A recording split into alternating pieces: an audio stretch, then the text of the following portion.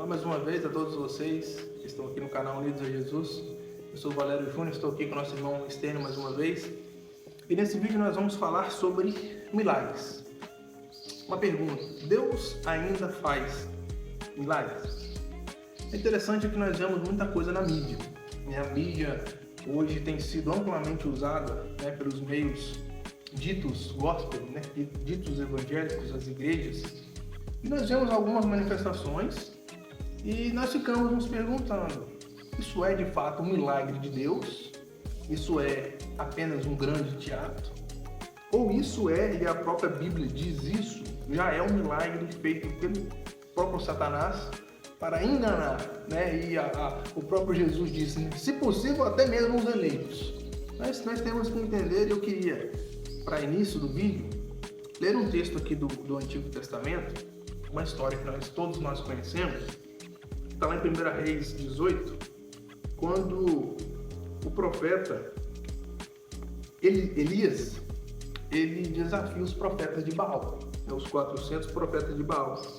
E aqui, logo no versículo 36, do capítulo 18 do primeiro livro dos Reis, ele fala o seguinte, no devido tempo, para se apresentar a oferta de manjares, aproximou-se o profeta Elias e disse, ó Senhor, Deus de Abraão, de Isaque e de Israel, fique hoje sabido que Tu és Deus em Israel, e que eu sou Teu servo, e que segundo a Tua palavra fiz todas essas coisas.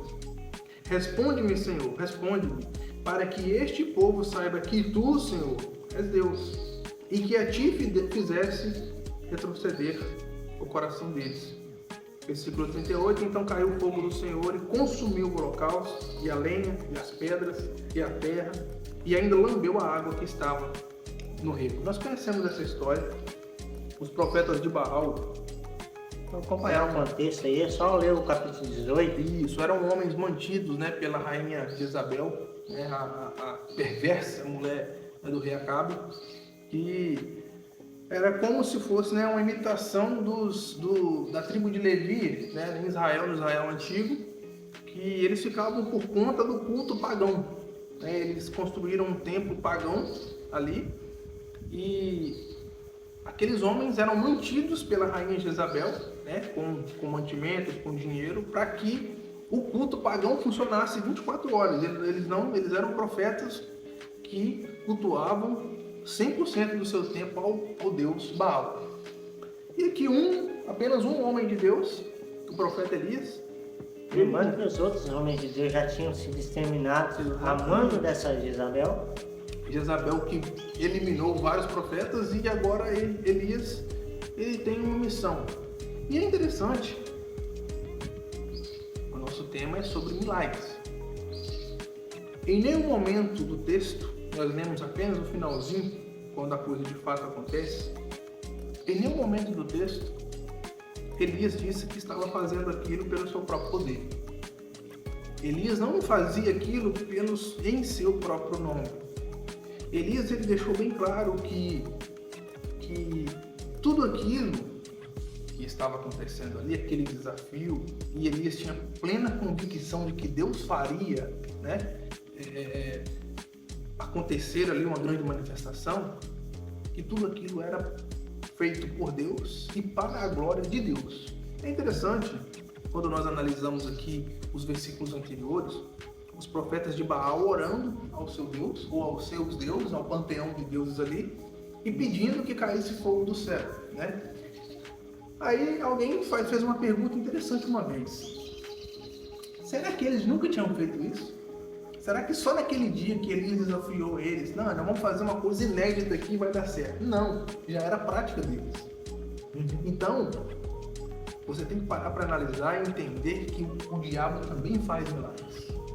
O diabo também faz milagres. Você pode pegar o contexto até da tentação do próprio Jesus. O diabo estava com ele ali, o levou. Como que o levou se ele não tem nenhum poder? O diabo também faz milagres. Só para eu terminar o contexto aqui. Não era uma coisa inédita para eles. Aquilo já era uma prática. O Deus Baal aqui é a representação do próprio diabo, do próprio Satanás. Então, todo naquele contexto ali de paganismo, né, que o povo estava mergulhado no paganismo total, tinham se esquecido de Deus, tinham se esquecido dos mandamentos, estava tudo abandonado, altares para todo lado, de deuses pagãos. Elias fala, olha, o que vai acontecer aqui não é no meu nome. Ele, desde o começo, ó Senhor, Deus de Abraão, Isaac e Jacó, que fique hoje sabido que Tu és Deus. Então, meus amigos, meus irmãos, a primeira coisa que você tem que observar quando você vê uma cena de milagre, uma cena miraculosa, a glória está sendo para quem? A glória é daquele que recebeu o milagre, a glória está sendo direcionada para o pastor, talvez que fez a imposição de mãos ali, ele é ungido do Senhor. Não, a glória está sendo para quem? A glória de Deus, naquela ocorrência. E para Deus de Israel, e que eu sou o teu servo, e que segundo a tua palavra eu fiz todas essas coisas. Olha só, e ele ainda está dizendo, ó, eu não fiz da minha maneira não, eu fiz do jeito que estava na tua palavra. É a tua palavra que me orientou a fazer isso. Então eu sou apenas instrumento.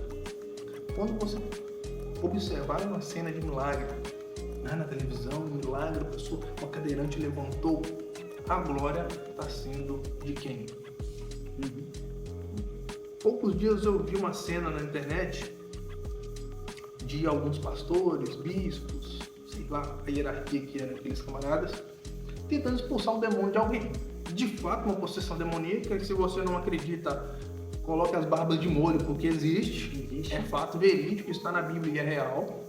Então, uma observação a fazer sobre essa questão aí. Pois é, então uma possessão demoníaca real, um fato verídico, e alguns líderes religiosos completamente despreparados para agir diante daquela situação. Uma situação realmente, agora vamos ver quem é ungido do Senhor, quem tem a palavra não sabe nem o que dizer para a situação. Não, está amarrado, está repreendido. Como assim? A palavra de Deus, ela nos dá, ela nos ordena lidar com o diabo em nome de Jesus, que aí sim ele é o nome ao qual ele se dobra, é o nome de Jesus. Não, eu fico gritando, está amarrado e não sei o que. Para você prestar atenção, para você entender se um milagre de fato é de Deus ou não, preste atenção no entorno, no contexto. Aquilo ali está redundando em glória de quem? Versículo 37, responde-me, Senhor, responde-me, para que esse povo saiba que Tu és Deus. Eu creio, o irmão Estênio pode ter uma opinião diferente da minha, mas eu creio que ainda hoje Deus faz sim milagres. Ele cura. E a própria salvação já é em si um milagre, né? Mas além da salvação, além do dom da vida, que já é um milagre, nós somos alvos de milagres todos os dias, mas Deus ainda faz aqueles milagres mais específicos. Por exemplo, a cura de um câncer. Ah, não, Deus não faz. A grande questão é a glória de quem?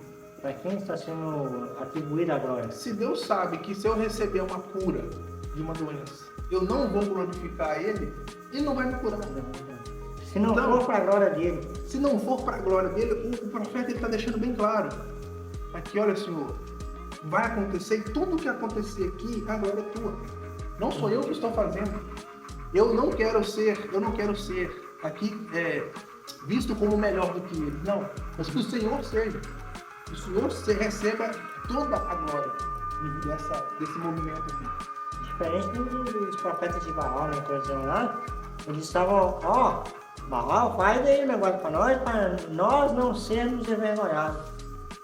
Eles estão preocupados mais neles próprios do que no Deus deles. Elias estava preocupado com o nome de Deus. Ele estava preocupado não, ele tinha plena certeza de que ia acontecer, mas ele queria deixar bem claro, olha, isso tudo não é eu, é ele. Isso tudo aqui é em nome de Deus, é Deus que vai fazer e é para ele, eu só sou instrumento. Então, irmãos, nós hoje somos uma geração fraca de milagres, fraca de fé para crer nos milagres de Deus, porque nós damos a glória a nós mesmos, ou a outras pessoas. Se um pastor, hoje nós temos muito isso, o pastor fulano, infelizmente, né?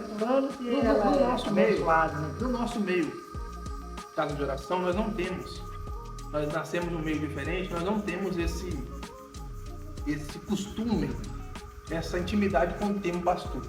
Né? Na casa de oração funciona diferente. Mas nós temos pessoas hoje que se o pastor que é carnal, se ele cair, a pessoa cai junto, porque ela adora mais o pastor do que propriamente a Deus. O pastor já virou o objeto de adoração daquela pessoa. Então, se por intermédio desse pastor, desse homem, alguém for curado, a glória vai ser para o pastor, não vai ser para Deus. Então, a igreja hoje ela está limitada pela sua própria falta de fé, pela sua própria falta de entendimento bíblico. Nós vemos em vários textos, esse aqui foi só um exemplo que eu usei. O próprio Paulo, quando ele ia falar, quando ele ia se direcionar a alguém, falou: olha, eu preferia estar com Cristo, eu não queria estar aqui mais não.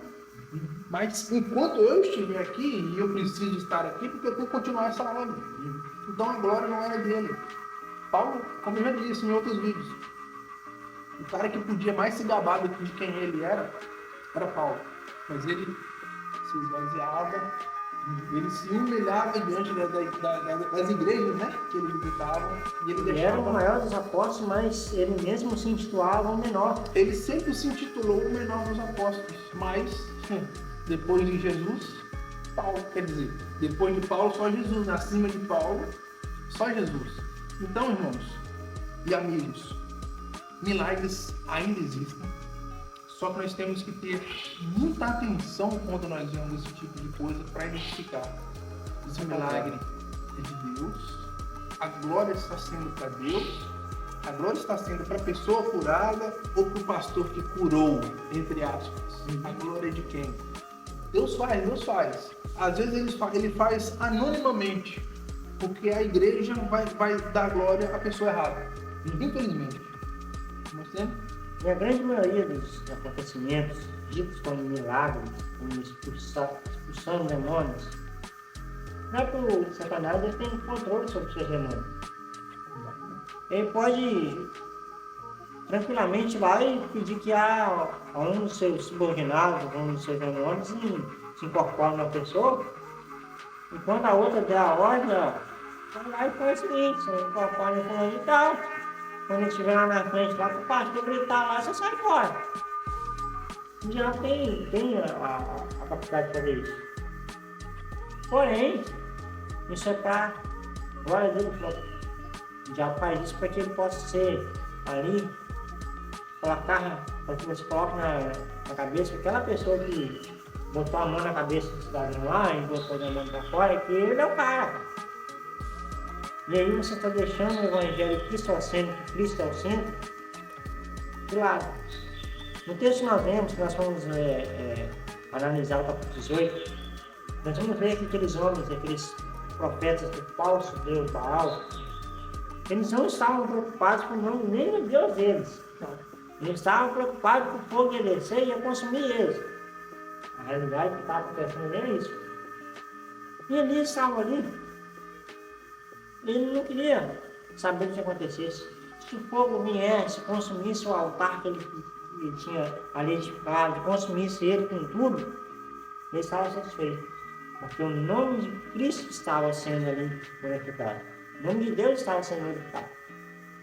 Muitas vezes nós encontramos aí situações. Semana mesmo eu vi uma pessoa falando: fiquei conhecido como pastor em tal lugar. E eu comecei a ser chamado nas casas para operar milagres. E eu fiquei no lugar que eu estava, fiquei de longe, apanhado, só escutando. Eu comecei. Eu ia para lá, outras pessoas começaram a me mandar oferta para mim ir até a casa dele. Falei: epa, esse negócio aí começou a mexer com dinheiro, algo de errado não está certo. E eu comecei a analisar que aquele homem estava falando mais dele próprio do que do próprio Senhor Jesus. E é isso que está acontecendo.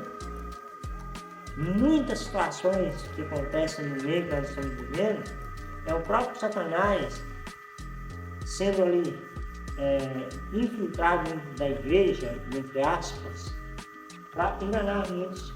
Ele é o agente causador e ele acaba sendo o agente que tira, né? Que é o agente responsável. O antídoto. Ele é a doença e o antídoto, ao mesmo tempo. E isso é muito mais comum do que você possa imaginar.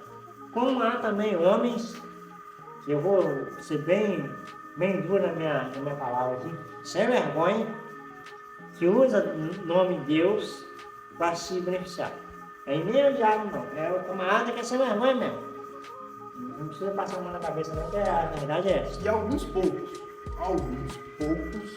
De fato, fazem acontecer, mas como o profeta Elias. Não pelo seu próprio nome, são intercessores por aquilo que há de acontecer. não pela sua própria força. E às vezes o milagre, as pessoas têm muito essa coisa na cabeça de que não, o milagre só vai acontecer Quando fulano vier. não, quando eu estiver aqui impondo a mão sobre o doente, quando o pastor estiver aqui, não, talvez uma oração de alguém lá na casa dela faz o milagre acontecer aqui comigo.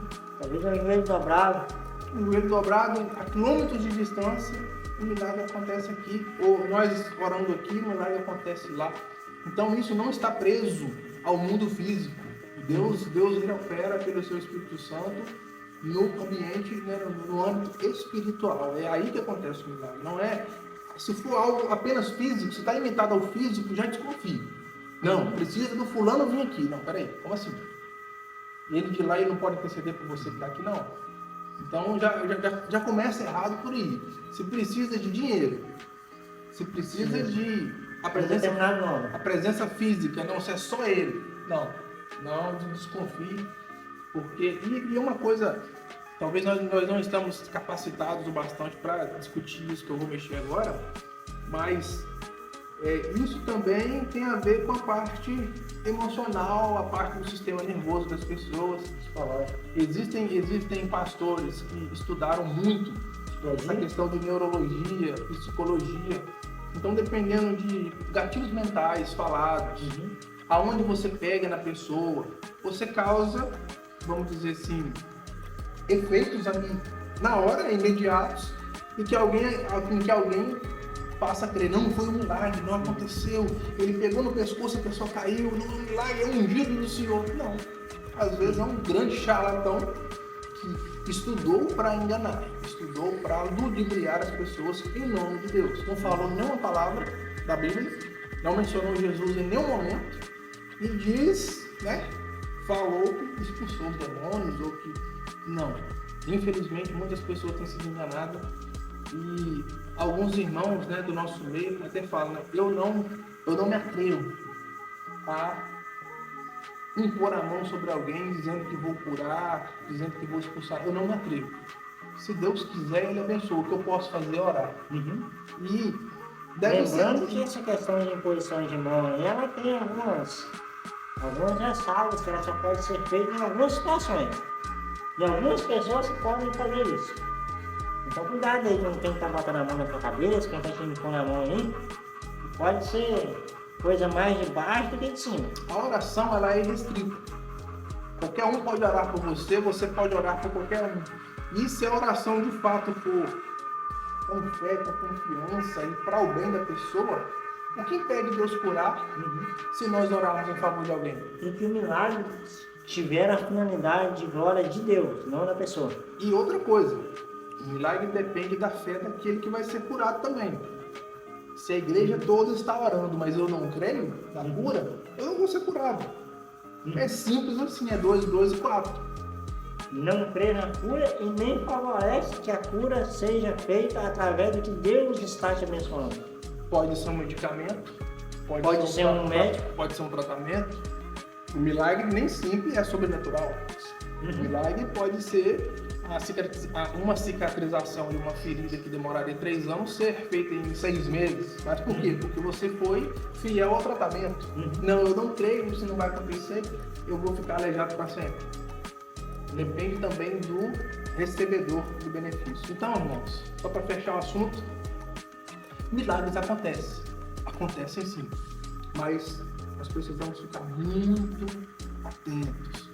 O diabo sempre teve poder, ele sempre fez muita coisa e hoje está difícil de saber se é de Deus ou se é do diabo. Tá tudo muito igual, porque infelizmente a igreja se corrompeu e o diabo ele tem ficado cada dia mais esperto. Ele já infiltrou na igreja. Então muita coisa que está dentro do mundo gospel, nem gosta muito desse termo, mas que é usado, já é do diabo. Infelizmente, o mundo gospel vai estar entregue também. Deus abençoe e que você fique satisfeito com esse vídeo e você possa ser abençoado. Aí, compartilhe e curta esse canal e venha ser abençoado através dessas mensagens. Até a próxima, visite lá o nosso Instagram, curte aí nosso vídeo. Até a próxima, se Deus quiser.